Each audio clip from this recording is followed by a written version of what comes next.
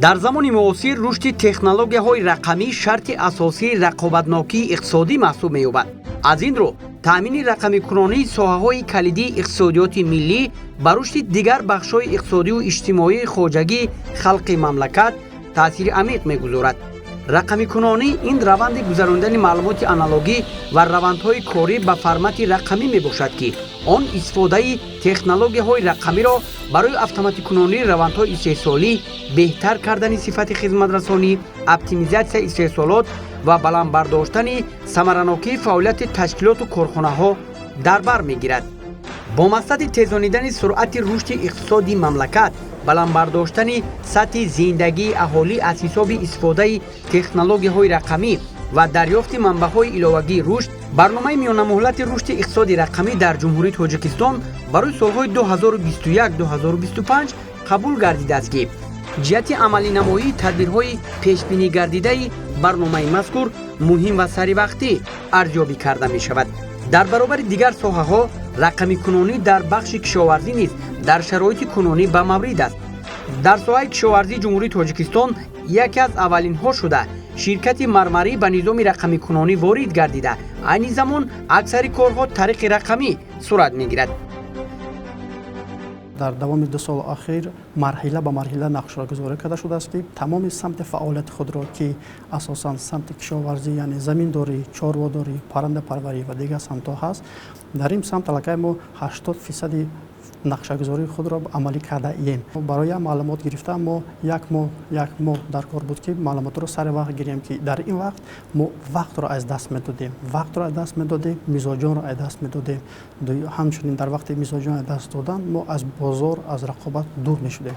дар айни замон бошад, агар вақти ҷорӣ кардани тамоми автоматикунонӣ дар тамоми самтҳои мармарӣ, яъне чӣ кишоварзӣ, чӣ чорводорӣ, маълумотҳои заруриро новобаста дар куҷо амалӣ шудани он, яъне чӣ дар худи ноҳияи Балоҷиҳон бошад, ноҳияи Данғара, ноҳияи Ёвон бошад, мо маълумотҳоро сари вақт пешниҳод карда истодаем. ширкати мармарӣ бо мақсади таъмини бозори истеъмолии пойтахти мамлакат бо гӯшти аълосифат соли 2019 таъсис ёфтааст. дар ширкати мазкур феълан 650 нафар кору фаъолият дошта дар самти саноати хӯрокворӣ саҳми худро мегузоранд. мармарӣ яке аз калонтарин ширкатҳои истеҳсолкунандаи гӯшти хушсифат дар ҷумҳурӣ маҳсуб ёфта, зиёда аз 3 сол мешавад, ки истеҳсоли гӯшти чорво, парранда, равғани растанӣ ва гӯшти дампухтро ба роҳ мондааст. ширкати мазкур истеҳсоли гӯшти хушсифати ҷавобгӯ ба стандартҳои ҷаҳониро дар миқёси ҷумҳурӣ бори аввал аз сифр шурӯъ карда, айни замон ба яке аз ширкатҳои пешсаф дар самти истеҳсоли гӯшти хушсифат дар Тоҷикистон табдил ёфтааст. давоми фаъолияти зиёда аз 3 солаи худ ширкати мармарӣ тавонист дар таъмини бозори дохилӣ бо гӯшти хушсифат ва аз ҷиҳати экологии тоза саҳми назаррас гузорад. ширкат ҳамчунин барои мӯътадилии фаъолияти худ ва дар амал татбиқ намудани занҷираи арзиши иловашуда корхонаҳои коркарди хӯроки чорво ва паррандаро низ фаъол намудааст. дар самти растанипарварӣ, истеҳсоли зироятҳои хӯроки чорво, ғалладонагӣ ва равғани растанӣ низ фаъолияти ширкати мармарӣ назаррас аст. иқдому нақшаҳои амалинамудаи мармарӣ дар соҳаи кишоварзӣ бо назардошти истифодаи иқтидори дохилӣ, бахусус истифодаи самараноки замин, тухмиҳои хушсифат, ки ба афзоиши истеҳсоли маҳсулоти худӣ мусоидат мекунад, равона гардидааст. комплекси чорводории мармарӣ воқеъ дар ноҳияи Ёвон барои истеҳсоли гӯшти хушсифат тамоми занҷираи истеҳсолиро аз кишти зироятҳои хӯроки чорво гирифта то ба истеҳсоли гӯшти хушсифат тариқи системаи рақамӣ ба роҳ мондааст. системаи рақамикунонӣ на танҳо ба шакли электронӣ гузаронидани маълумот, балки истифодаи технологияи муосир ва зеҳнӣ, автоматизатсияи система, оптимизатсияи хароҷот ва баландбардоштани маҳсулнокӣ мебошад. ҳар як чорвода чӣ қадар мувофиқи ратсион хӯрок омода мекунем, пурра бояд ҳамон қадар дар давоми рӯз таъмин карда шавад. дастгоҳе ки мебинед миксери тақсимкунии хӯрок аст ва чунин намуди компютерҳо дар тамоми техникаҳои мо васл карда шудааст, ки тамоми амалиётҳое ки ин техника мегузаронад дар компютер сабт мешавад ва ин ба компютери асосӣ васл гаштааст. дар самти омода намудани хӯроки чорво, чӣ хӯроки ширадор бошад, хӯроки дурушт ва хӯроки омехта, ҳама инро аз ҳисоби заминҳои худи хоҷагӣ пурра таъмин карда мешавад. ширкат ҷиҳати баландбардоштани маҳсулнокӣ дар самти растанипарварӣ техника ва технологияи муосир ворид намудааст ки ин имконият медиҳад то хароҷот кам, маҳсулнокӣ зиёд ва ҳамаи маълумот доири хароҷотҳо саривақт дар система ворид карда шавад. техникаҳои вориднамуда бо тарозуҳои рақамӣ пайваст буда тариқи электронӣ ба осонӣ ба низом пайваст мешавад. ин монитори мо ҳар як агрегате ки бастем барои ҳар агрегат хизмати хичади алоҳида дорад барои пресс кардан дигар, барои рулонаи вай дору шапиб дар саҳро бо дигар ва барои пору шапидани заминҳо вай дигар аст, барои коридани ҷуворимака чӣ қадар масрафи сӯзишворӣ мешавад, чӣ қадар доруҳои минералӣ меравад, ҳамаша монитор запс карда ба худаш мегирад ва ба компютери калон сабт карда равон мекунад.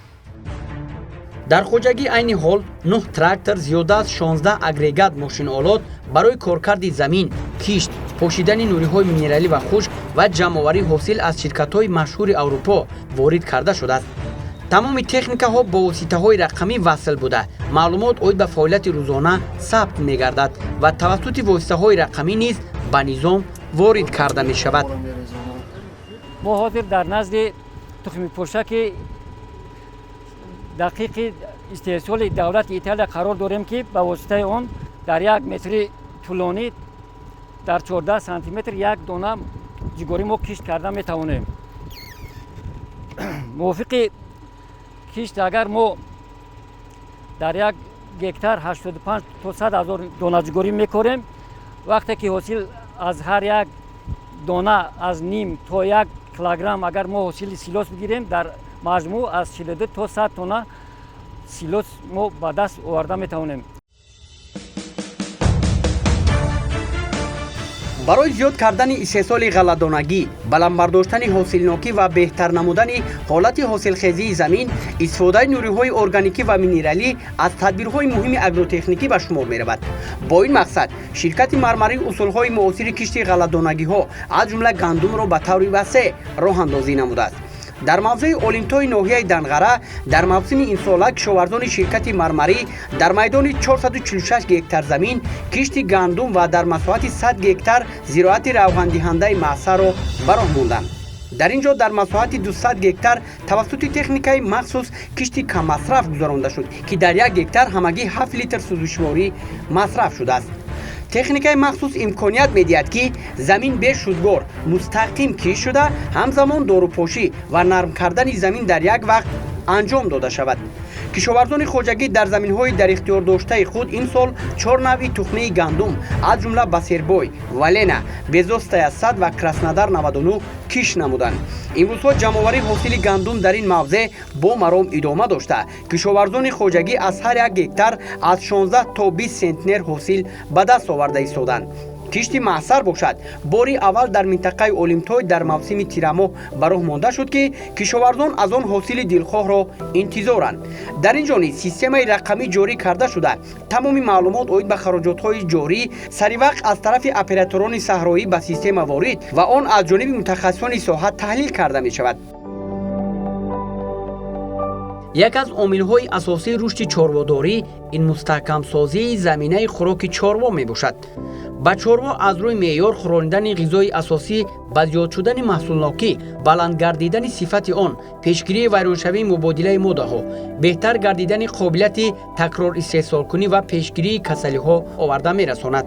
дар комплекси чорводории мармарӣ тамоми маълумоте ки ҳамарӯза дар самти истифодаи замин ва парвариши чорво ҷамъоварӣ мешавад тавассути операторон ба система ворид мегардад. система ба таври автоматӣ маълумотро коркард карда хароҷотҳои рӯзонаро ҳисоб мекунад. инчунин охири ҳар моҳ чорво пурра вазнкашӣ карда шуда арзиши аслии вазнафзункунии чорво муайян карда мешавад.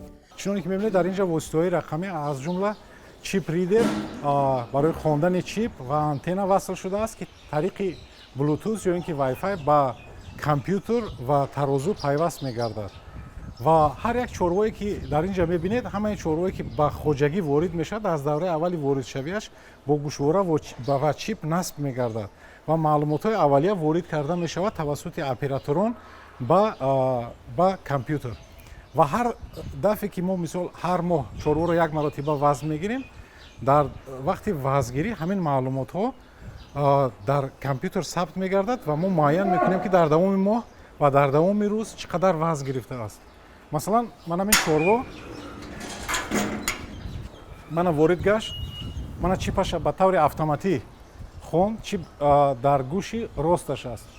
Яъне ки нишон медиҳад ки айни ҳол вазни чорво 770 килограмм аст. Яъне ки агар рӯзона бинем 1 килограмму 320 грамм дар як рӯз вазн гирифтааст. Дар инҷа рақами чипаш аст. Яъне ки дар ҳамин сана, дар ҳамин соат сабт гардид ки чорво мисол дар давоми дар хоҷагӣ будагӣ чӣ қадар вазн гирифт. дар ширкати мармарӣ ҷадвали маълумотҳо ё худ дашборд фаъол гардонида шудааст ки он шурӯъ аз ҷамъоварии ҳосил дар саҳро то ба дасти харидор расидани маҳсулот тамоми нишондиҳандаҳои истеҳсолиро дар шакли кӯтоҳ ва дар як саҳифа тариқи диаграмма пешниҳод менамояд. ҷадвали мазкур аз давраи таъсисёбии корхона, яъне ки аз соли 2020 то инҷониб ҳаррӯза маълумотҳое ки мутахассисон дар самтҳо ба барнома электронӣ ворид менамоянд, мо ҳаррӯза маълумотҳоро метавонем ба даст орем ва инчунин маълумотҳое ки аз кадом давлат чӣ қадар мо чорво харидорӣ намудем, кадом зотро харидорӣ намудем ва инчунин вазнафзункунӣ, яъне ки вазнгирии чорворо мо метавонем дар ин ҷадвал дида бароем ки кадом зот чӣ гуна мо ба натиҷа дода истодааст. дашборд аз калимаи лотинӣ гирифта шуда маънояш тахтаи маълумот мебошад. ҷадвали мазкур дар ширкати мармарӣ айни замон мавриди амал қарор дорад.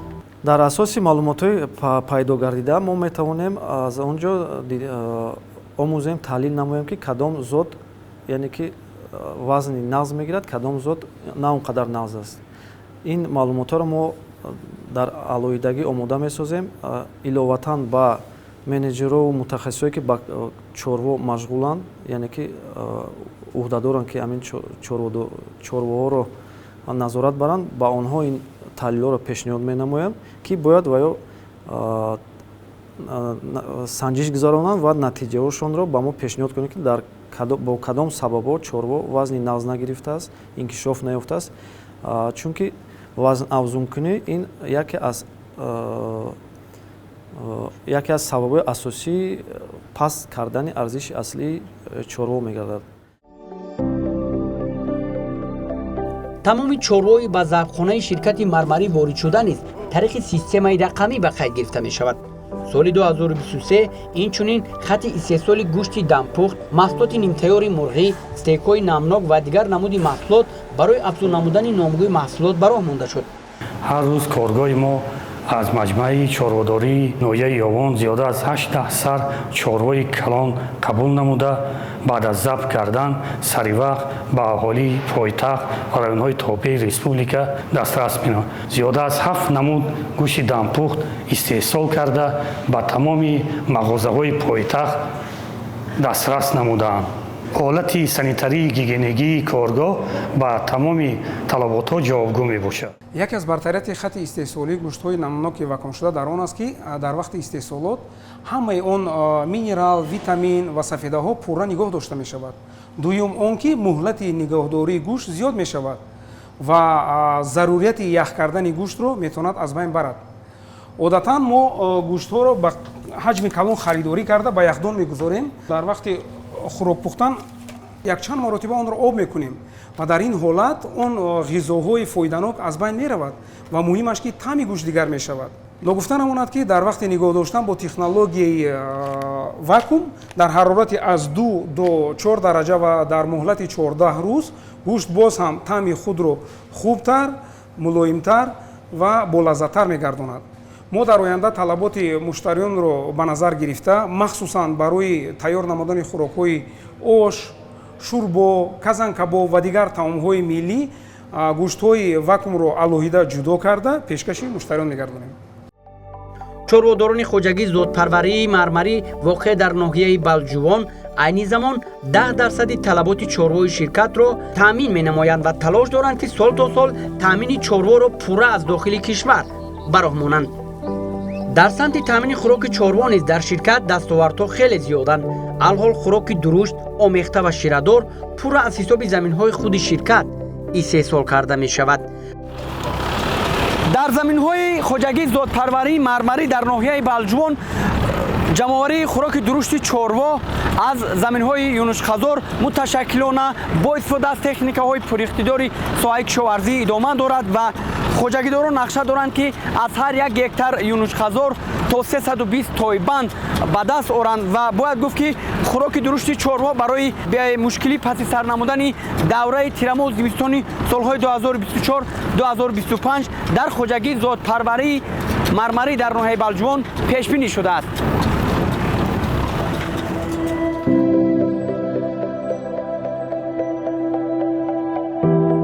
тамоми чорвои ба хоҷагӣ воридшуда бо гӯшвора ва чип нишонагузорӣ ва маълумоти аввалия дар рӯзи аввали воридшавӣ аз ҷониби операторон ба системаи ягона ворид карда мешавад. дар маълумоти аввалия кишвари истеҳсолкунанда, зот, вазн, сину сол, чорабиниҳои ветеринарӣ тавассути чип дар система сабт мегардад. ҳамарӯза маълумоти чорво аз ҷумла хароҷоти ҳаррӯза сабт мегардад.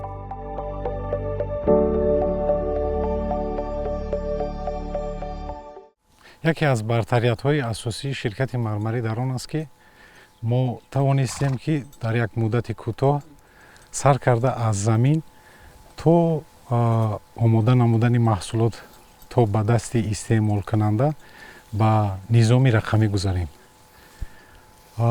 барои гузаштан ба низоми рақамӣ бе истифода аз техника ва технологияи муосир ва инчунин барномаҳо, нармафзоҳо ва системаҳои махсус, кадрҳои баландихтисос ғайриимкон аст. барои ҳамин дар ин самт ширкат бисёр корҳои назаррасеро анҷом дод, аз ҷумла кадрҳои баландихтисоси соҳаро омода намуданд ва барномаҳои пешрафтаи ҷаҳониро дастрас намуданд, техника ва технологияи муосирро ворид намуданд ки пурра ҳам самти кишоварзӣ, омода намудани зироатҳои хӯроки чорво ва ҳам самти чорводориро ба низоми рақамикунонӣ гузаронанд. низоми рақамикунонӣ ин пеш аз ҳама автоматизатсияи систематизатсия, оптимизатсияи хароҷот ва инчунин дар самти агар чорводорӣ гирем, пурра маълумотҳои чорво ҳама ба маълумотҳои асосии чорво дар системаи рақамӣ ҷойгир карда мешавад. ва аз ҳама маълумоти асосӣ ин чорабиниҳое ки барои пешгирӣ ва табобати чорво, бемориҳои чорво ба система ворид карда мешавад ва кормандони соҳа метавонанд ки сари вақт тибқи ин система чорабиниҳои худро сари вақт гузаронанд. ин таҷҳизот чип ридер ё ки ҳамон чипҳоро мехонад. вақте ки мо чорво ворид мегардад ва ба онҳо чипҳои зерипӯстӣ ворид мекунем, тавассути ҳамин таҷҳизот мо ҳамон чипро мехонем ки дар ҳамон чип, тавассути ҳамон чип ҳамаи ҳамон маълумотҳои асосӣ ба система ворид мегардад. ин маълумотҳо ҳамааш ба таври автоматӣ ба системаи ягона ки дар шаҳри Душанбе аст пайваст мешавад ва ҳама маълумотҳо ба он ҷо ворид мегарданд. низоми рақамикунонӣ дар соҳаи кишоварзӣ алалхусус бахши чорводорӣ имконият медиҳад ки пеш аз ҳама чорво ва маҳсулоти аз он ба даст омада аз замин гирифта то ба дасти истеъмолкунанда расидан пурра тариқи рақамӣ пайгирӣ карда шавад. ҳамчунин ин низом ҷиҳати саривақт пешгирӣ кардани бемориҳои сироятии марбут ба чорво мусоидати фаъол менамояд. дар хоҷагӣ зотпарварии мармарӣ воқеъ дар ноҳияи балҷувон тибқи нақша саршумори чорвои зотӣ марҳила ба марҳила зиёд карда мешавад. барои нигоҳдории чорво дар ин ҷо 4 оғилхонаи замонавӣ сохта ба истифода дода шудааст. ин дар ҳолест ки соли равон хоҷагии зотпарварии мармарӣ нақша дорад ки сохтмони боз 4 фермаи дигарро ба роҳ монад. чорводорони хоҷагии зотпарварии ноҳияи балҷувон дар пеши худ мақсад гузоштанд ки сол аз сол чорвои зотиро зиёд гардонанд. ба ин мақсад зотҳои беҳтарини самти гӯштиро аз иттиҳоди аврупо ва беларусия ворид кардагӣ ҳастем ки имсол зотҳои лимузин абидин ангусти сиёҳ ва герефорд ворид кардем. айни ҳол саршумори чорво дар хоҷагӣ ба 1133 сар расонда шудааст ки аз он 42 сарш буқоъ мебошад ва 827 сарш моддагово ташкил медиҳад. фақат дар мавсими имсолаи гусалагирӣ мо зиёда аз 300 сар гусала ба даст овардем. мақсади дигар ҳамин аст ки то соли 2028 саршумори чорвои зотиро дар ҳамин минтақа ба 6000 сар расонад. тибқи нақша чорводорони ҷамъият кӯшиш карда истоданд ки саршумори чорворо сол то сол зиёд намояд. барои мутобиқшавии чорво тамоми чорабинҳои ветеринарӣ дар хоҷагии мазкур саривақт гузаронда мешавад. барои мин баъд эмин нигоҳ доштани чорво аз касалиҳои гузаранда ва ангалӣ мо схемаи махсус бар зидди бемориҳои хунӣ бо якҷоягии олимони институти чорводорӣ, институти ветеринарӣ якҷоя кор карда баромадем ки ҳамин самараи худро дода истодааст. ҳам барои пешгирӣ, ҳам барои табобати бемориҳои хунӣ як схемаи махсус кор карда баромадем ки имсол самара дода истодааст. аз соли 2023 соли 2024 мо ягон сар чорво аз касалиҳои бемориҳои хунӣ ва касалиҳои гузаранда ягонта талаф надодем. имрӯзҳо масъалаи иқтисоди рақамӣ ва иқтисоди сабз мавзӯи рӯзмарра ва калидӣ ба ҳисоб меравад, зеро ҷомеаи ҷаҳонӣ ба ташаккул додани иқтисоди сабз рӯ овардааст. ҷиҳати сарфаи нерӯи барқ ва таъмини хоҷагӣ бо барқи аз манбаъҳои алтернативӣ истеҳсолшаванда батареяҳои офтобӣ ва дастгоҳҳои бодӣ насб карда шудааст.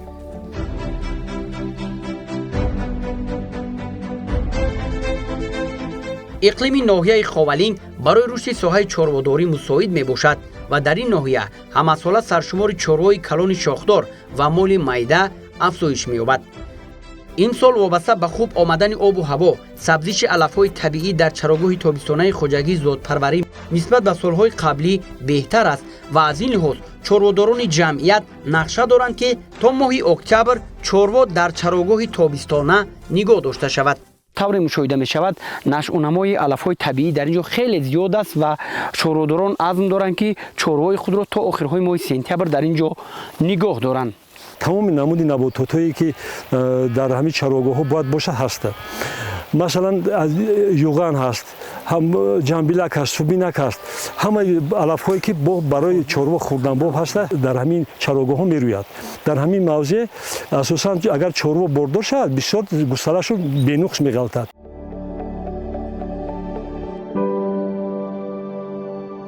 айни замон дар хоҷагии зотпарварии мармарӣ воқеъ дар ноҳияи балҷувон зиёда аз 400 сар гӯсфандҳои зоти ҳисорӣ парвариш карда мешавад. ин зоти гӯсфандон аз рӯи нишондиҳандаи вазни зинда дар арсаи ҷаҳон калонтарин маҳсуб мешаванд.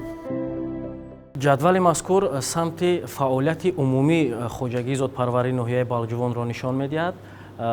дар ҷадвали мазкур мо метавонем 5 марҳилаи асосиро назар намудан, яъне воридоти чорво, парвариши чорво, бордоркунии чорво, таваллуди чорво.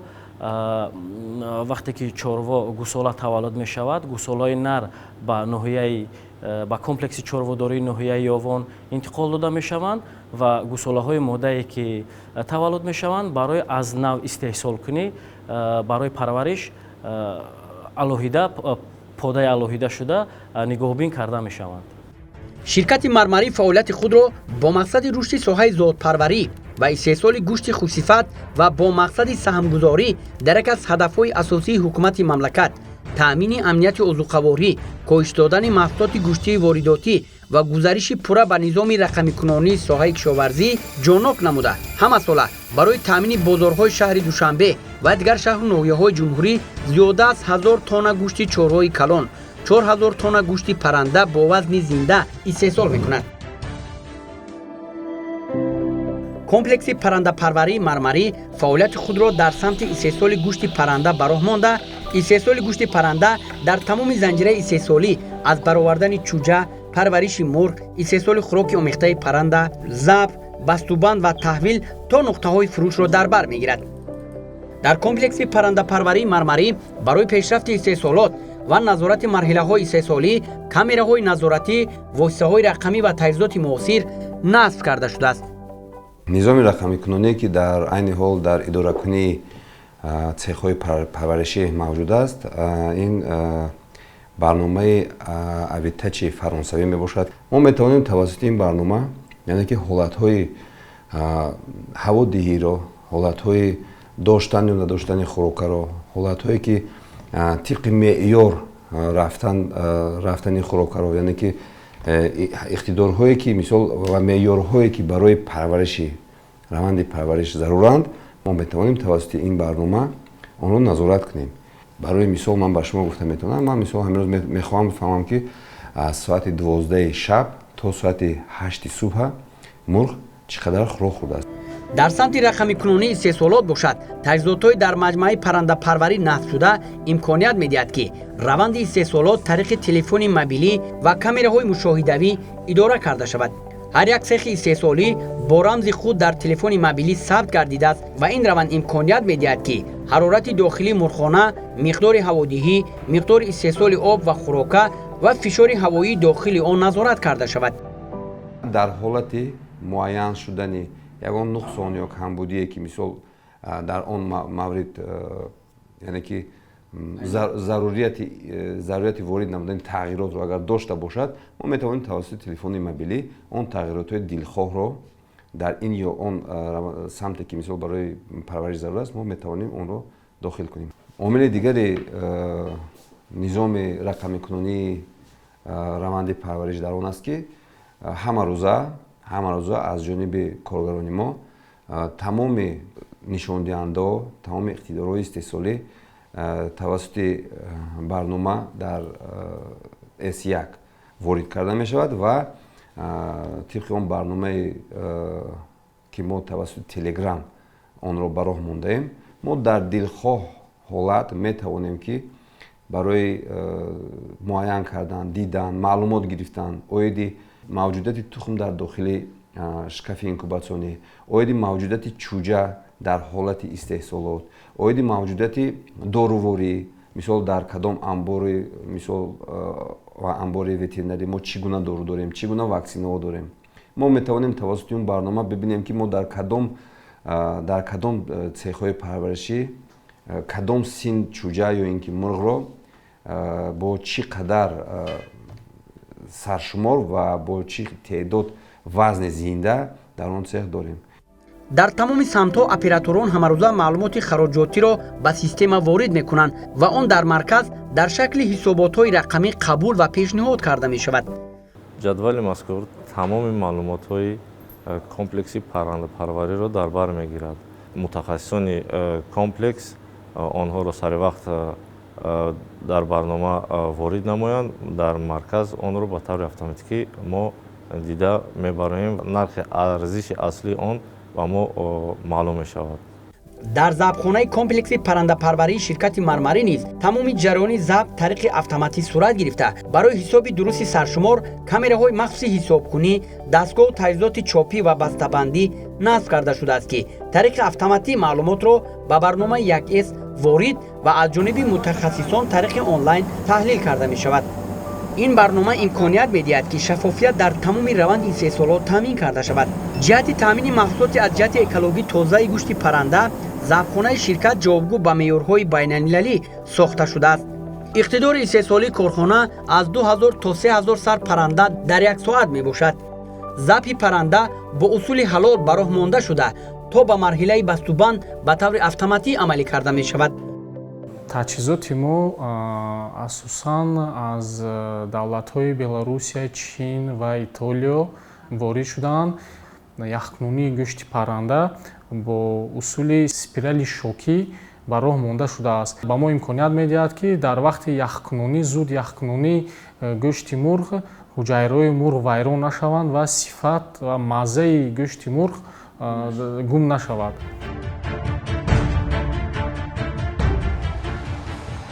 маҳсулоти гӯштӣ тариқи техникаҳои махсус ба марказҳои савдо, ошхонаву тарабхонаҳо ва дигар фурӯшгоҳҳо дастрас карда мешавад. сифати гӯшт дар ҳамаи марҳилаҳои истеҳсолӣ таҳти назорат қарор дошта, харидорон маълумоти заруриро тариқи штрих-кодҳо QR рамз ки дар борҷома ва маҳсулоти бастубандшуда оварда шудааст метавонанд пайдо намоянд. хариду фурӯши маҳсулоти гӯштӣ низ тариқи система назорат карда мешавад. Муштариён баъди харидорӣ оиди арзиши аслии маҳсулот ва пардохти пурраи он тариқи SMS паёмакҳо огоҳӣ пайдо менамоянд. ҳар як мизоҷ дар барномаи QR Rams ҳуҷраи шахсии худашро дорад, ки дар он ҷо метавонад бинад, ки кай гирифтагии маҳсулот ва чӣ қадар маблағ пардохт кардагӣ, бақияи қарзашро метавонад бинад, кай бар кадом маблағ ва кадом маҳсулотҳо дархости фосилавӣ равон карда буданд. миннатдории худро барои ҷорӣ кардани барномаи осондастрас ба ширкати Мармарӣ баён менамоем. тариқи ин барнома мо маҳсулоти гӯштиро аз ширкати Мармарӣ сари вақт тариқи фосилавӣ бо зер кардани ду тугмача дархост менамоем. ҳамчунин тариқи ин барнома имконият даст дод, ки омили инсонӣ кам карда шавад. баъди қабули маҳсулоти фармоишшуда тариқи SMS паёмак доири бақияи қарз иттилоъ пайдо менамоем. ҳадафи асосии ширкати Мармарӣ ин таъмини аҳолии кишвар бо маҳсулоти гӯштӣ аз лиҳози экологӣ тоза мебошад. дар ин ҷо тамоми равандҳои истеҳсолот шурӯъ аз парвариш ва нигоҳубини дахлдор, бехатарии санитарӣ, забҳи ҳалол, бастабандӣ ва то ба дасти истеъмолкунанда расидан тибқи меъёрҳои байналмилалӣ таъмин шуда истодааст. мақсади ҳамин автоматикунонии дархости фосилавӣ он аст, ки шаффофият ва аз байн бурдани омилҳои инсонӣ таъмин шавад. ногуфта намонад, ки дар барномаи QR Rams ҳамчун ҳаст пардохти ғайринақдӣ. ҳар як мизоҷ кадом вақте ки бошад новобаста аз вақту соат метавонад пардохти қарзашро тариқи ғайринақдӣ пардохт кунад. ширкати мо ҳамарӯза зиёд аз 20 тонна маҳсулоти мурғӣ ва 2 тонна гӯшти букаҳои зотӣ, инчунин гӯшти дампухт ва равғани растанӣ ба нуқтаҳои савдо, тарабхонаҳо ва ошхонаҳои шаҳри Душанбе ва ноҳияҳои атрофи он дастрас менамояд. дар самти фурӯш низ ҷиҳати гузариш ба рақами кунунӣ натиҷаҳо хело назар расанд. аз ҷумла раванди дархости маҳсулоти Мармарӣ ба истеъмолкунанда тариқи платформаи корӣ бо муштариён ҷорӣ карда шудааст. вазифаи аввалин дараҷаи ширкати мо истеҳсоли маҳсулоти босифат мебошанд. дар самти таҳвили молу маҳсулот автомашинаҳо бо GPS пайваст буда фармоишҳо ва маҳсулоти ба муштариён пешниҳод шуда тариқи SMS паёмакҳо пайгирӣ карда мешавад. яке аз дашбордҳое ки дар Мармарӣ мо истифода мебарам ин таҳлили мошинҳои боркаш аст. дар ин ҳисобот мо метавонем бинем чанд қадар маҳсулот интиқол шуда шуд, ҳароҷотҳои умумимона маблағ ва ҳароҷот ба 1 кило. метавонем аз ин ҷумла бинем ҳароҷоти сӯзишвориро, тақсимоти ҳароҷот, чанд қадар мо чӣ ба ҳароҷот кардагӣ. баъд инҷа ба мо метавонем бинем аз чӣ иборат аст ҳароҷоти бар 1 килои маҳсулоти интиқол шуда. инҷа мо метавонем бинем чанд қадар ҳароҷот ба 1 килограмм маҳсулот дар ҳар як моҳ чанд қадарӣ шудагӣ буд, чанд қадар километр мошинҳои боркашмон гузашт барои ҳамин маҳсулотро интиқол кардан.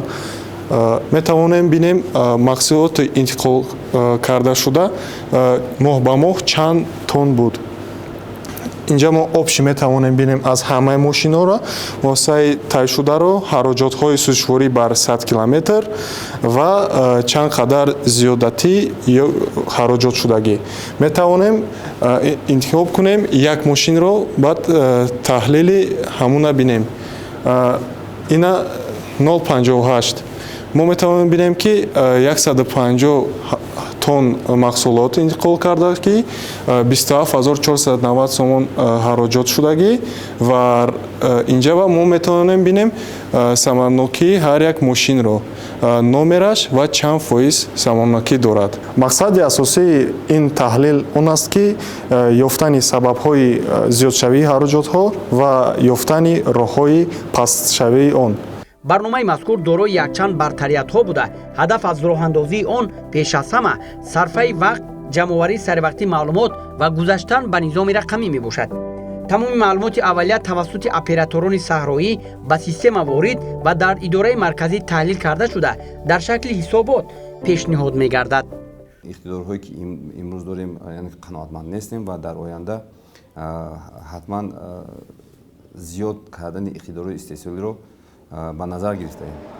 Яке аз омилҳое ки барои пешрафти ин самт, ин соҳа яъне ки заминагузор аст, ин омода кардани кадрҳои лозима, кадрҳои болоиқат мебошанд ки то тавонад ин самт дар сартосари ҷумҳурӣ яъне ки рушд кунад. ғайр аз ин мо аз он ифтихор дорем ки мардуми кишвари мо маҳсулоти моро дар айни ҳол пазируфтаанд ва нисбати маҳсулоти мо баҳои баланд гузошта истоданд. طبق برنامه واردات عوض کننده و تامین امنیت عضوخواری شرکت مرمری تلاش بر آن دارد که به مشتریان محصولات گوشتی از جهت اکولوژی تازه پیشنهاد نماید. در این راستا شرکت طرف نامگوی محصولات خود را زیاد نموده ایستاده است. طبق درخواست مشتریان ما مرحله به مرحله امروز نامگوی محصولات گوشتی خود را زیاد کرده ایستادیم. ما در رفت استحصالات محصولات خود را تحت نظارت درست میگذاریم تا اینکه اون غذا و ماده‌های فایده‌آوری که در ترکیب گوشت هست تا اینکه اون گم نشود و به طریق درست پیشنهاد مشتریان گردد. این از فرقیت گوشت‌های مرمری نسبت به گوشت‌های محلی که ما هر یک تکنولوژی رو با رفت خود با طرز خود رعایت می‌نماییم. از برنامه‌ای که ما جاری کرده ایم ما میتونیم دیدن که کدام محصولات رو ما کی استحصال کردیم و در کدام دکان‌ها ما محصولات رو پیشنهاد نمودیم. با باوری کامل گفته میتوانیم که با برنامه مذکور روند استحصالات از اول سر کرده تا به دست میزبان رساندن محصولات پودگی ما را ما تحت نظارت گرفته صفت آن را همچون کفالت داده میتوانیم. ثمره همین زحمت است که امروز محصول دست چاره‌داران شرکت مرمری در بازارهای کشور خصوصا پایتخت مملکت شهر دوشنبه دیده می شود. در استراتژی رشد شرکت مرمری در برابری تامین بازار با محصولات گوشت خوش‌صفت و بالام برداشتن لوکالیزاسیا در استحصالات یعنی از تاثیر عامل‌های بیرون امن بودن جاری نمودن نظام رقمی کنونی در روند استحصالات موقع خاص خود را داشت. چطوری که می‌بینیم امروز ما نظام رقمی کنونی را در سمت‌های اساسی استحصالات جاری کرده ایستاده‌ایم. در مرحله دوم عملی نمودن رشد استراتژی ما نقشه گذاشتیم که ذهن سنی را زینه به زینه در تمام روند استحصالات جاری نماییم. هدف از این درست و سریع وقت قبول کردن قرارهای داخلدار در روند اداره کنی استحصالات، بالام برداشتن حاصلناکی و نظارت صفت می باشد که این عامل‌ها برای پس کردن ارزش اصلی محصولات آورده می‌رساند و اساس ثمره‌ناکی و شفافیت فعالیت شرکت را تامین می‌نماید. طبق معلومات استحصال گوشت پرنده در سال 2023 3700 تن با وزن زنده، گوشت چهاره‌ای کلون شاخدار 780 تن با وزن زنده و گوشت دمپخت 190,000 دانه را تشکیل داد. سال 2024 حجم استحصال گوشت پرنده 4000 دانه با وزن زنده، گوشت چهاره‌ای کلون شاخدار 1200 تن با وزن زنده و گوشت دمپخت به 300,000 دانه رسانیده خواهد شد. امروزها محصولات مرمری در میان استعمال کنندگان از معروفیت زیاد برخوردار بوده. استفاده برندگان لذت حقیقی گوشت را با محصولات مرمری احساس کردند. با باوری کامل میتوان گفت که زحمت‌های شبانه روزی چاره‌داران شرکت در راه رسیدن به یک از هدف‌های استراتژیک مملکت، تامین امنیت عضوخواری و سهام‌گذاری در رقمی کنونی ساحه کشاورزی ثمرآور خواهد بود.